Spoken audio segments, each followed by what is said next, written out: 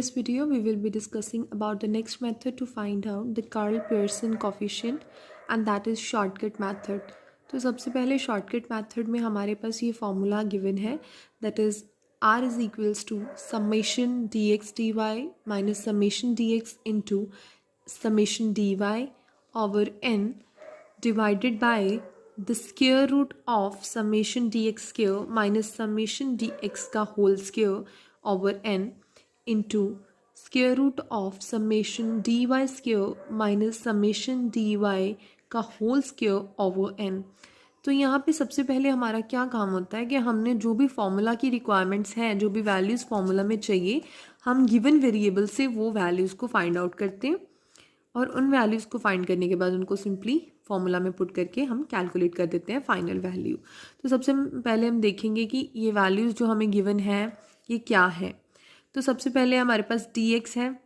तो dx क्या है कि जब भी हम जो हमारे पास सीरीज़ होती हैं x और y की सीरीज़ होती हैं, तो x सीरीज़ में हमने डेविएशन निकालनी होती है। हर एक वेरिएबल को हम एक एज्यूम्ड मीन से सब्ट्रैक्ट करते हैं, जैसे हमने लास्ट मेथड में किया था कि हम हर एक वेरिएबल को x सीरीज़ के उसको हम x सीरीज़ के मीन से माइनस कर रहे थे। लेकिन इसमें क्या है, जैसे हमने स्टैंडर्ड डेविएशन का कंसेप्ट पढ़ा था, उसमें भी हमने शॉर्टकट मेथड में यही चीज़ डिस्कस की थी कि हम इसमें एज्यूम्ड मीन लेते हैं रेदर देन दी x सीरीज़ का मीन, या फिर मान लो y सीरीज़ का मीन, वो नहीं हम लेते, हम इसमें एज्यूम्ड मीन लेते हैं। और एज्यूम्ड मीन कैसे फाइंड करते हैं या क्यों लेते हैं या क्या लेते हैं वो हम बाद में डिस्कस करेंगे। तो इसके बाद है y सीरीज़ का dy। तो उसमें हमने क्या करना है, y सीरीज़ के जो भी वेरिएबल्स होंगे उसको हमने एज्यूम्ड मीन में से माइनस करते जाना है, तो dy की वैल्यूज़ आती जाएगी।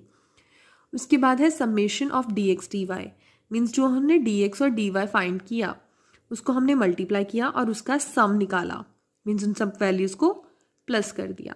उसके बाद है dx का स्क्वायर का समेशन, मीन्स जो dx वैल्यू है हमारे पास इसको हमने क्या करना है, स्क्वायर कर देना और उसका समेशन निकाल लेना है। उसके बाद है हमारे पास dy, इसमें हमने dy का स्क्वायर करके उसकी समेशन निकाल लेनी है सारी वैल्यूज़ की। उसके बाद dx का खुद का समेशन है, dy का खुद का समेशन है और एक n वैल्यू रिक्वायर्ड है। n है कि कितने नंबर ऑफ एलिमेंट्स हमें x या y सीरीज़ में गिवन है।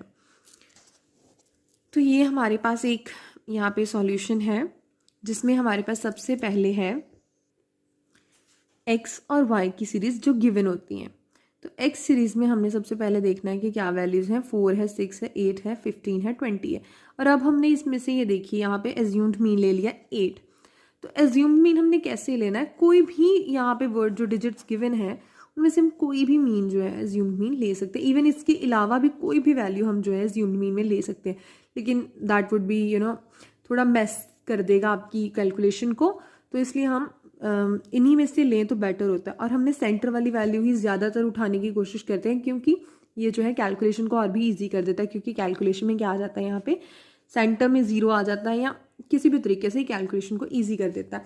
तो सेंटर में से हम कोई भी एक डिजिट जो है उठा लेते हैं एज्यूम्ड मीन की तरह। तो एक्स सीरीज़ में हमने यहाँ पे ले लिया 8। तो सबसे पहले हम इसमें से dx निकालेंगे। तो dx निकालने का अब क्या है, x माइनस ए करना है, एज्यूम्ड मीन करना है। तो x है यहाँ सबसे पहले 4 माइनस 8 इज -4, देन 6 है, 6 minus 8 is 2, 8 minus 8 is 0, 15 minus 8 is 7, 20 minus 8 is 12। तो अब इसका और क्या रिक्वायर्ड है हमें, समेशन। तो हमने इन सबको प्लस करना है, तो इनका टोटल क्या आ रहा है 13। उसके बाद है dy हमने वैसे ही सेम कंसेप्ट y पे लगा देना है।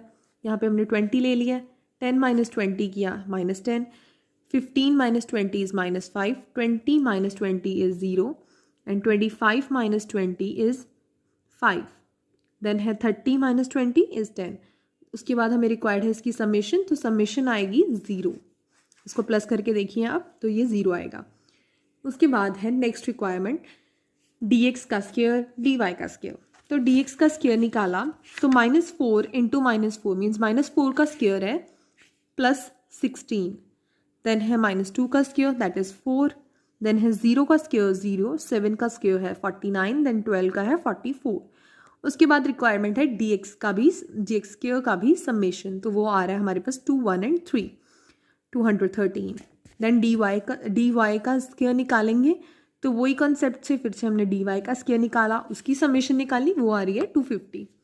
देन लास्ट रिक्वायरमेंट जो है सॉरी लास्ट नहीं है, सेकेंड लास्ट है, तो वो रिक्वायरमेंट है हमें D X and D Y की मल्टीप्लिकेशन की। यहाँ पे आप प्लीज़ ध्यान रखें कि डी एक्स स्क्वायर या डी वाई स्क्वायर का समेशन नहीं लेना हमने, ये वाले डी एक्स और ये डी वाई की वैल्यूज़ का जो है, सॉरी समेशन बोल रही हूँ, मल्टीप्लिकेशन लेनी है इन दोनों की। तो यहाँ पे वैल्यूज़ आ रही हैं, उनको मल्टीप्लाई करके, जैसे पहला हमारे पास जो है डी एक्स का वैल्यू है -4 और यहाँ पे है -10, इन दोनों को मल्टीप्लाई करें तो 40 आएगा, 2 इंटू 5 करें तो 10 आएगा, 0 इंटू 0 करें तो 0 आएगा, 7 इंटू 5 करें 35, 12 इंटू 10 करें तो 120 आएगा। तो इसके बाद है इसकी भी समेशन रिक्वायर्ड है, तो इन सबको प्लस कर दो तो 205 आ रहा है हमारे पास। तो इन सब वैल्यूज़ को फाइंड करने के बाद हम इस फॉर्मूला में पुट करेंगे। तो यहाँ पे summation of D X T Y जो आया था 205 वो फिल करेंगे, समेशन ऑफ डी एक्स आया था 13, summation of D Y is 0 और वो एन क्या है, नंबर ऑफ आइटम्स, तो नंबर ऑफ वेरिएबल्स हमारे पास 5 थे, और X as well as for Y हमारे पास नंबर ऑफ आइटम्स थे 5। उसके बाद है summation of D X square that was 213 minus summation of D x का समेशन था 13, उसका है स्क्वायर फर्दर करना हमने अपॉन 5 दैट इज़ n। ऐसे यहाँ पे square root of D X D Y square की समेशन का 250 माइनस डी वाई स्क्वायर, यहाँ पे सॉरी यहाँ पे डी वाई का होल स्क्वायर है, तो यहाँ पे 0 का होल स्क्वायर और वो n दैट इज़ 5। तो यहाँ पे तो ये मल्टीप्लाई होगा 0, यहाँ पे ये 0 हो जाएगी वैल्यू, यहाँ पे ये वैल्यू जो है 0 हो जाएगी, तो इससे हमारी कैलकुलेशन जो है ईजी हो जाती है। दैट्स वाई हम एज्यूम्ड मीन लेते हैं। तो यहाँ पे 205 आया, यहाँ पे स्क्वायर रूट में नीचे ये वैल्यूज़ आ रही हैं, स्क्वायर फाइंड करने के बाद 169, ये 250, और इन सबको सॉल्व किया हमने, तो जो हमारी कैलकुलेशन करके वैल्यू आ रही है वो है 0.97 इन पॉजिटिव। तो हमने वहाँ पे पढ़ा था जब कोरिलेशन की टर्मिनोलॉजीज और टाइप्स की थी, तो उसमें एक तो था perfect positive and perfect negative का कंसेप्ट। परफेक्ट पॉजिटिव था जब +1 वैल्यू आए, और परफेक्ट नेगेटिव था जब -1 वैल्यू आए। तो अब यहाँ पे हमारे पास 0.97 वैल्यू आ रही है, तो ये किस में जा रहा है, ये आ तो पॉजिटिव में रहा है, लेकिन जो हमने लिमिटेड डिग्री में 3 डिग्रीज पढ़ी थी और उसमें ये सबसे जो है क्लोजेस्ट टू 1 है, तो ये हाई डिग्री में आ रहा है, positive correlation in high degree.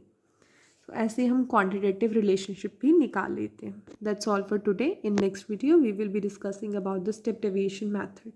Thank you. Hope you liked the video. If you like it, please like, share and subscribe to my channel.